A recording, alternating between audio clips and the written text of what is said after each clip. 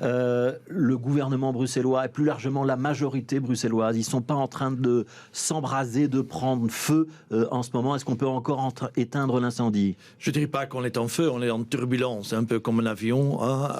Et au début, un peu légère turbulence, maintenant la turbulence un peu plus prononcée.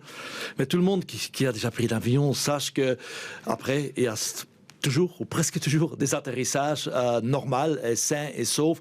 Et je pense que ça va arriver aussi. Je pense qu'il doit arriver maintenant, c'est un redémarrage. Demain, on a un gouvernement. On doit parler sur la problématique, mais c'est une problématique, il y a aussi d'autres problématiques. Et je pense que tout le monde doit profiter de Nouvel An. Nouvel An, c'est une belle période pour ça, pour regarder à lui-même. Ouais. Et ensuite, on a encore 2 ans et demi de bien travailler ensemble et de se ressaisir. Je pense que c'est ça que le Bruxellois attend et on doit le faire. Quand on traverse une turbulence dans un avion, il faut que l'équipage soit soudé. Il y a le commandant de bord qui donne des injonctions. Les hôtesses de l'air mettent leur ceinture. On dit aux passagers de rester tranquilles et on informe tout le monde. On a le sentiment que c'est quand même beaucoup plus compliqué que ça dans la majorité. Alors on parle, j'explique, on parle d'Uber et des taxis pour que tout le monde comprenne bien. Ouais. On a le sentiment quand même que tout le monde joue sa propre partition, que le Parti socialiste, donc Rudy Verwoerd, n'a pas la même lecture que d'autres formations sur ce dossier. Ça devient compliqué quand même. Je pense que Rudy Verwoerd est bien expérimenté, que c'est comme un pilote qui a beaucoup des expériences. Pour moi, c'est aussi le 4e gouvernement dans lequel je suis donc. Moi, je pense qu'on peut atterrir. C'est vrai qu'il y a des positionnements qui sont là. Le dossier des taxis, je suis bien placé de le savoir. Ouais, vous l'avez géré dans les législatures précédentes. Et on n'était pas arrivé à un accord. On a dû avoir un accord à l'époque. On n'est pas arrivé. Ça a pris trop de temps. Tout le monde est d'accord sur ça aussi.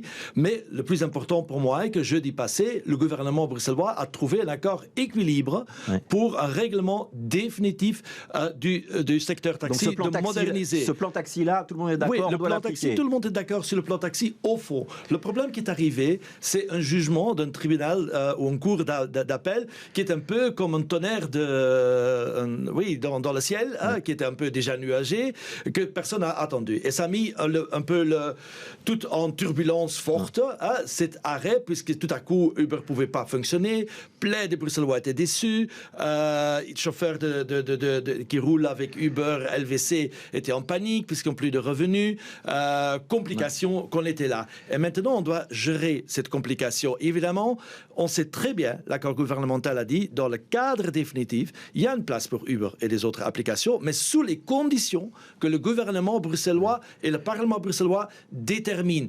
C'est pas sur les termes de Uber, mais sur notre terme. Et là, on a trouvé un accord équilibre. Et maintenant, il faut gérer la période de transition et j'espère que le gouvernement bruxellois peut trouver demain un accord. Alors, c'est toute la question, cette période de transition.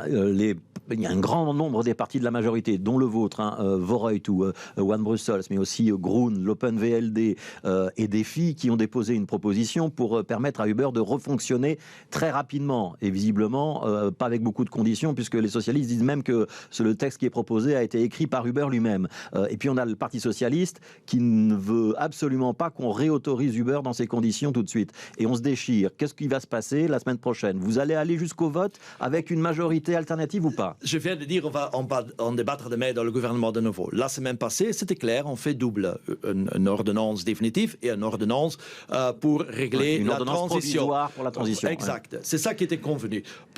Clairement, ça pose problème pour un partenaire qui, pour moi, pas inattendu. En connaissant bien le dossier, je ne suis pas tellement surpris qu'il y a de fortes turbulences autour de ça. Et maintenant, le gouvernement doit ressaisir le dossier, d'en parler et essayer de trouver un accord que tout le monde peut soutenir. Ça veut dire, et si on trouve ça, puisque si je peux, on ne doit pas oublier, on a un accord sur le fond. Maintenant, c'est un désaccord sur la manière qu'on va gérer la transition.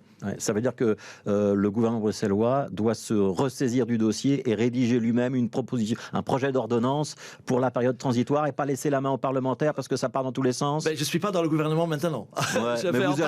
J'imagine que vous avez quelques coups de téléphone. Je vais en parler demain dans le gouvernement avec tout le monde pour voir dans ce dossier, mais aussi dans d'autres dossiers, comment on peut travailler mieux en équipe. Puisque là, il y a un défi. On doit travailler mieux en équipe. Dans la période transitoire, on doit réautoriser Uber, Eats et tous les autres à travailler. Il faut mettre beaucoup de balises. Est-ce que le texte texte qui est sur la table maintenant, qui est co-signé par votre formation politique, est-ce que ce texte-là, il est amendable? Est-ce qu'on peut le corriger, le durcir, le limiter dans le temps de manière à donner des garanties aux taximens qui ont très peur de voir Uber revenir sans condition? Tout est possible puisque le texte n'est même pas encore pris en considération par le Parlement bruxellois. Ça veut dire que le texte peut être toujours amendé et même quand le texte est pris en considération, il peut être amendé. C'est le jeu parlementaire normal. Mais mon message aujourd'hui est demain, il y a un gouvernement.